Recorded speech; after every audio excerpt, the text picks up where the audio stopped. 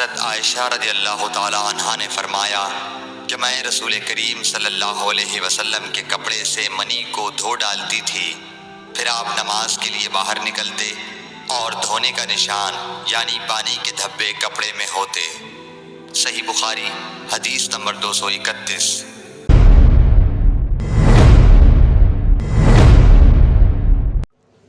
حضرت عائشہ رضی اللہ تعالی عنہا رسول کریم صلی اللہ علیہ وسلم کے کپڑے سے منی کو دھو ڈالتی تھیں۔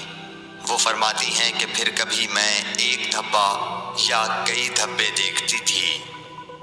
صحیح بخاری حدیث نمبر 232۔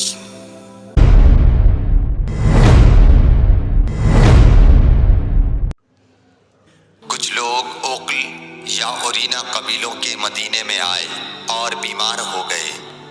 رسول اللہ صلی اللہ علیہ وسلم نے انہیں لقاح میں جانے کا حکم دیا اور فرمایا کہ وہاں اونٹوں کا دودھ اور پیشاب پئیں۔ چنانچہ وہ لقاح چلے گئے اور جب اچھے ہو گئے تو رسول کریم صلی اللہ علیہ وسلم کے چرواہے کو قتل کر کے وہ جانوروں کو ہانک کر لے گئے۔ الصبح رسول کریم صلی اللہ علیہ وسلم کے پاس اس واقعے کی خبر آئی تو آپ نے ان کے پیچھے آدمی دوڑائے۔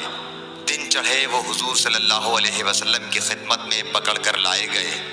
آپ کے حکم کے مطابق ان کے ہاتھ پاؤں کاٹ دیے گئے اور آنکھوں میں گرم سلاخیں پھیر دی گئیں اور مدینے کی پتھریلی زمین میں ڈال دیے گئے۔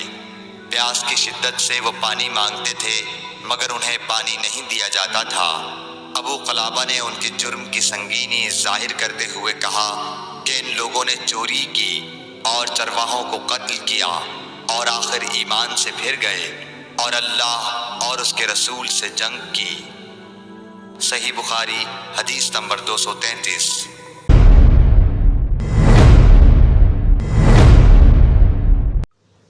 رسول اللہ صلی اللہ علیہ وسلم مسجد کی تعمیر سے پہلے نماز بکریوں کے باڑے میں پڑھ لیا کرتے تھے۔ صحیح بخاری حدیث نمبر 234۔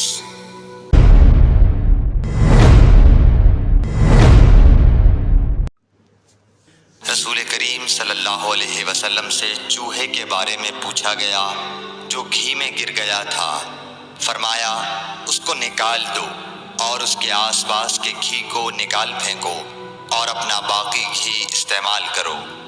صحیح بخاری حدیث نمبر 235۔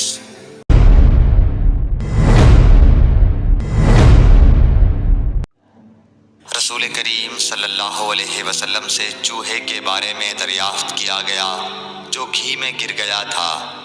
آپ نے فرمایا کہ اس چوہے کو اور اس کے آس پاس کے گھی کو نکال کر پھینک دو۔ صحیح بخاری حدیث نمبر 236۔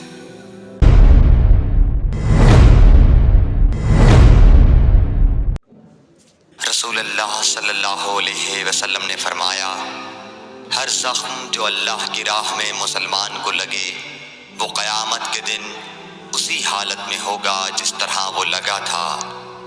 اس میں سے خون بہتا ہوگا جس کا رنگ تو خون سا ہوگا اور خوشبو مشک کی سی ہوگی۔ صحیح بخاری حدیث نمبر 237۔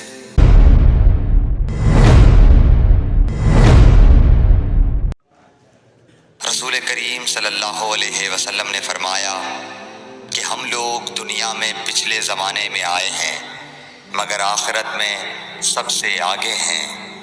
صحیح بخاری حدیث نمبر 238۔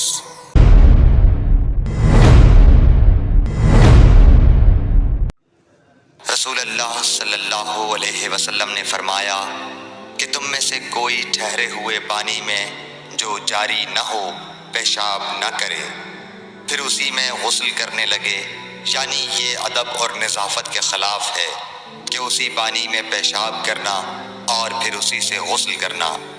صحیح بخاری حدیث نمبر 239۔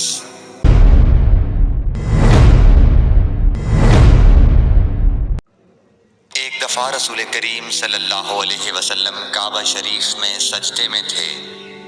ایک دوسری سند سے رسول اللہ صلی اللہ علیہ وسلم کعبے کے نزدیک نماز پڑھ رہے تھے اور ابو جہل اور اس کے ساتھی بھی وہیں بیٹھے ہوئے تھے۔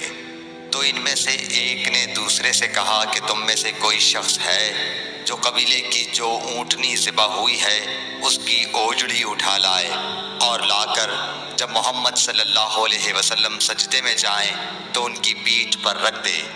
یہ سن کر ان میں سے ایک سب سے زیادہ بدبخت آدمی اٹھا اور وہ اوجڑی لے کر آیا اور دیکھتا رہا۔